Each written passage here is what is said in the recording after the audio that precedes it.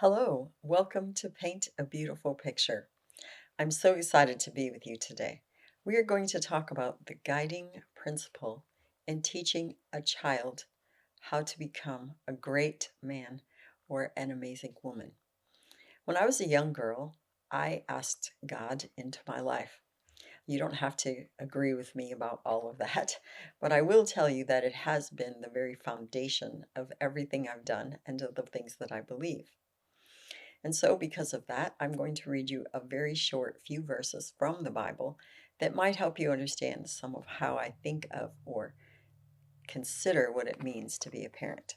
In Deuteronomy 5, God tells us the Ten Commandments. In Deuteronomy 6, he says, "And these words which I command thee this day shall be in thine heart.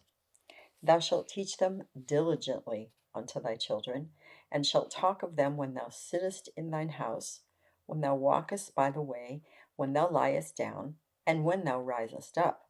And thou shalt bind them for a sign upon thine hand, and they shall be as frontlets between thine eyes. Thou shalt write them upon the posts of the house and on thy gates." In other words, everywhere that you are, when you get up, when you sit down, when you lie down, in the morning, in the evening, when you come into your house, when you go out of your house, every place that you are talking about the principles, the foundational things of life. When you do this with a child, you help them begin to understand there are things that underlie their entire life. If you ever built a house and didn't put a foundation down underneath of it, in a very short period of time, it would fall down, it would collapse. No matter how well the walls are constructed, without a foundation, a building cannot stand. That's equally true of a child's life. Without a solid foundation, it's going to have a lot of difficulty structurally standing and withstanding storms or winds or pressures. And so you lay a good foundation. A good foundation involves morals, concepts, character traits, ideas, thought development, just a lot of things are laid down in the foundation of a child's life. And you've got to talk to them about them. I want to promise you something. There are a lot of forces in the world today that are influencing your child. When I was a kid, we were outdoors playing all the time. Pretty much the only thing that influenced us were our mom and dad and our own thoughts. Possibly our brothers and sisters and friends, but mostly it was our mom and dad and our own thoughts. Your child has a lot of things bombarding them. I mean, from the second they get up in the morning until they go to sleep at night. Somewhere there is a voice talking to them, there's an image before their eyes. There are a lot of things going on, putting messages into their minds and hearts. And sometimes those messages might not be the correct messages. I watched a kid's cartoon with my grandson one time, and there was a kid that was really bullying this other kid. And in my mind, there was never a strong resolution. That bully didn't get into trouble. He didn't suffer severe consequences for the way he had acted. And I said something to my grandson, and he said, "Oh, Granny, sometimes bullies just happen." Wow, I don't think that's a great message, just my opinion. So you have to be very careful about which principles you're putting into your child's life. And you, in fact, have the opportunity to do that. So, what does that look like? All right, let's talk about the principle that life is not fair. I wish I had a penny for every time I've heard either one of my own children, one of my grandchildren, one of the kids I've babysat for, one of the kids I took care of in the hospital, or one of the kids I was a teacher to say to me, "That just wasn't fair. I mean, that was not fair. I'm so mad about that." And I used to say to kids constantly, life isn't fair. I'll prove it to you because I'm 5 feet tall. Most of my siblings are taller than I. There are a lot of things I can't reach. When I was a young woman, I couldn't even drive the car because I couldn't reach the gas pedals until someone put on a 4-inch block of wood that was enough so that my leg could actually press the gas. That wasn't fair. Well, guess what? Life isn't fair. I can also prove it to you like this. Every person runs a race, and only one gets to be the winner. Life isn't fair. Everyone is not equally fast. Sometimes you trip over a root. Things happen. Life isn't fair. No kidding, right? Well, as long as you already have that in your mind from the time you're a kid, when things go on and someone does better than you, someone who isn't as smart as you, someone who isn't as strong as you, and it's not fair. And you say, wow, that isn't fair. Oh, yeah, well, life isn't fair. So instead of being frustrated and angry and feeling really powerless, there's a basic understanding that, okay, life isn't fair. That's a realistic expectation.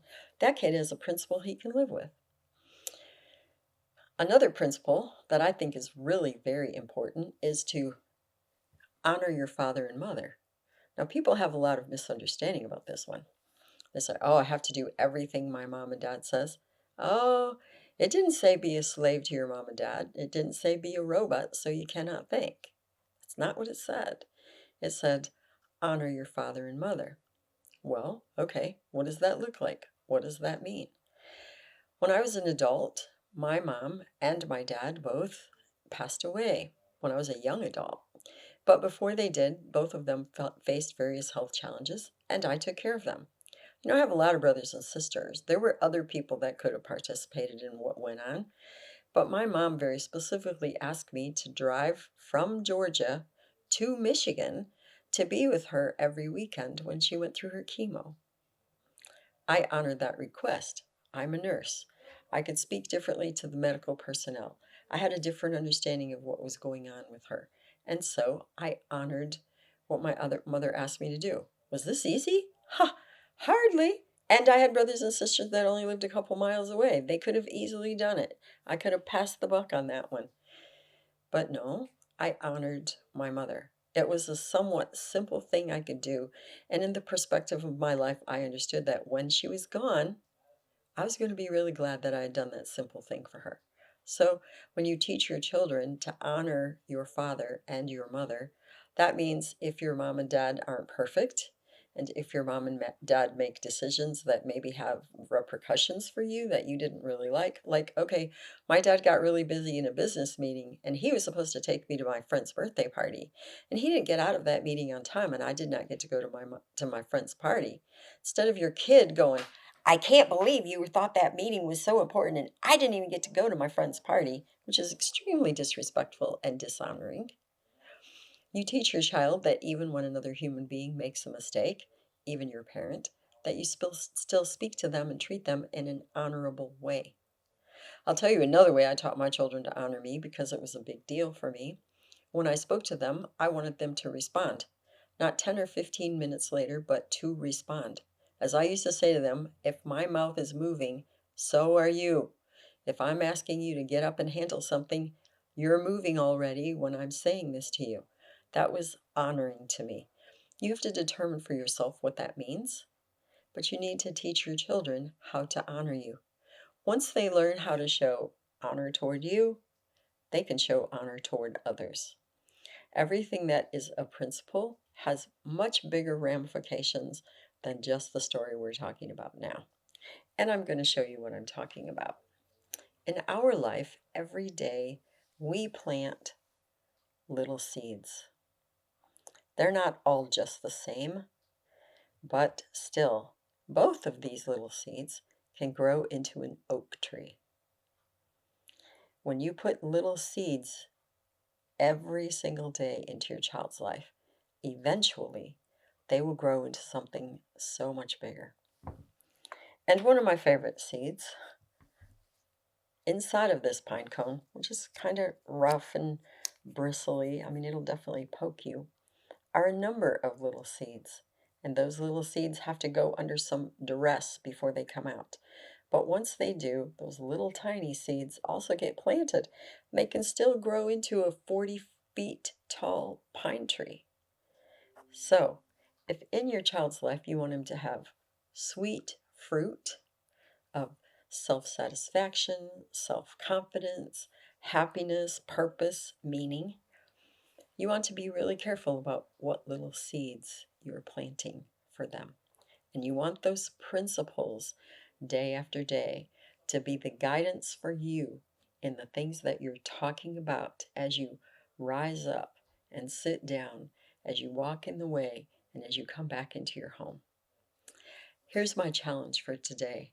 Think about the one principle that is most important to you as a parent.